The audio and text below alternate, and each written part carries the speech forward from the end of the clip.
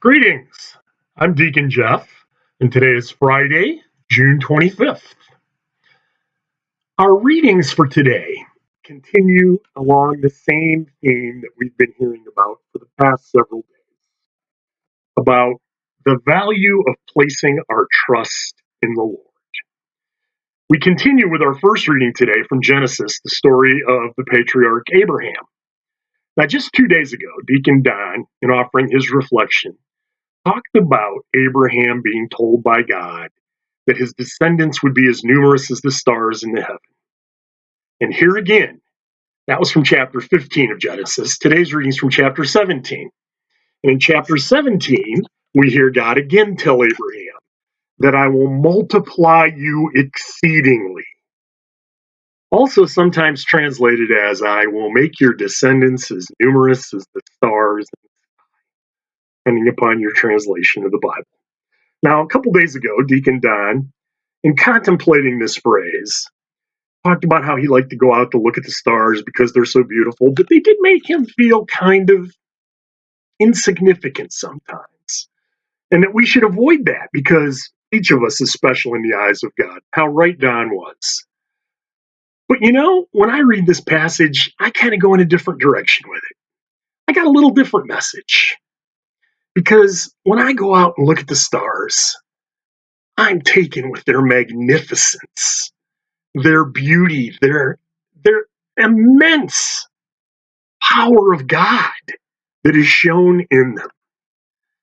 And, I kind of think of an old movie, not that old actually, that my kids used to watch, called Aladdin.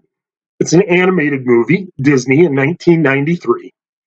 And I think of it because the song from that movie actually won the Best Song Oscar that year. A song called Whole New World. And that's kind of the feeling I get when I look up at the stars.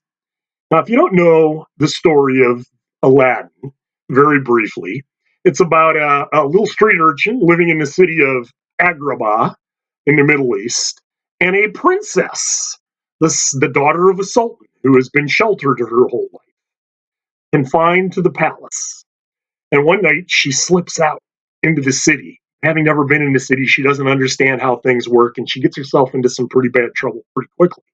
And the Aladdin sees this, and he runs up and he offers some help. And he says to her, kind of slyly out of the corner of his eye, "Trust me?" And she does. And he gets her out of this fix. He gets her back to the palace. Well, fast forward in the movie sometime, the Aladdin, having been smitten by this princess, and she kind of taken with him a little bit, he decides that he's going to try and woo her. And in the meantime, he manages to acquire this magic carpet, this magic flying carpet. So he disguises himself as a prince, because only a prince can marry a princess, and flies up to her balcony. Well, she dismisses him pretty quickly as just another one of these rich prince guys who wants to marry her just so they can get her father's money. And she tells him, "Go jump off the balcony." And he does. And she's shocked. But of course, he lands on his magic carpet and slowly rises up over the edge of the balcony again. And she sees him and is aghast that here he is floating. And he asks her, "Do you want to go for a ride?" She says, "Is it safe?" And here again, out of the corner of his eye, he kind of says to her, "Do you trust me?" And at this point, there's a little sign of recognition. And she makes this leap of faith, this leap off the balcony onto a rug. And he takes her for a magic carpet ride. And during that magic carpet ride, that song, A Whole New World, is playing. And he, in fact, does show her a whole new world. He shows her the magnificence of the land and the sea and the rivers and the skies of all of creation. And she's amazed at this whole new world. But that only is possible because she made that leap off the balcony, that leap of faith, by placing her trust in someone else. And it opened up a whole new world. Well, that's kind of true in our readings today, too. Abraham, early in Genesis, he's living up in the town of Haran, way up north of the promised land, up in present day Turkey. Nice town, got a pretty good life. He's lived there all his life. He's an old man. He's probably in his 80s at this point, maybe even his 90s with his wife Sarai. They're surrounded by family, brothers, sisters, nieces, nephews. They don't have any children of their own, but they got a pretty good life. Nice home, flocks, money. Things are going pretty good.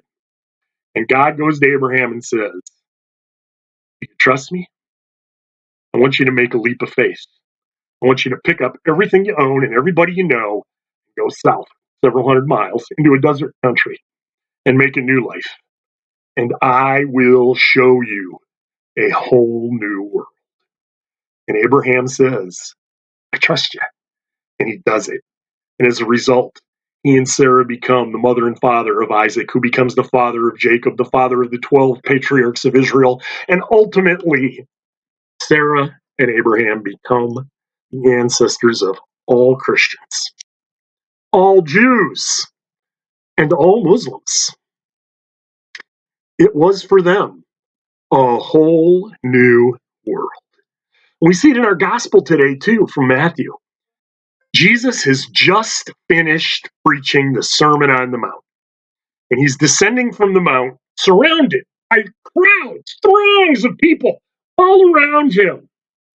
And we hear about this fella, off in the distance, a leper, horrible disease. He's a outcast. He's considered ritually unclean, not allowed to worship with the people, must keep his distance, and he can be punished for not keeping his distance. And yet, he makes a leap of faith. The gospel says that he approaches Jesus through the crowds. He's meant to stay far away. He risks horrible punishment for doing this. And he goes to Jesus and he says, "If you will it," in other words, "I trust you. If you will it, I can be made clean." And Jesus says, "Your faith has saved you. I do will it," because you have made that leap of faith. And he's made clean. He's cleansed. He's not sick anymore. He can lead a normal life again. He can enter society. He can find a wife and have children and a family.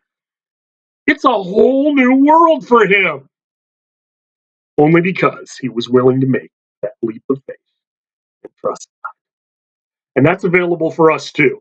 In our responsorial song today from Psalm 128, we hear the response that God blesses those who fear the Lord.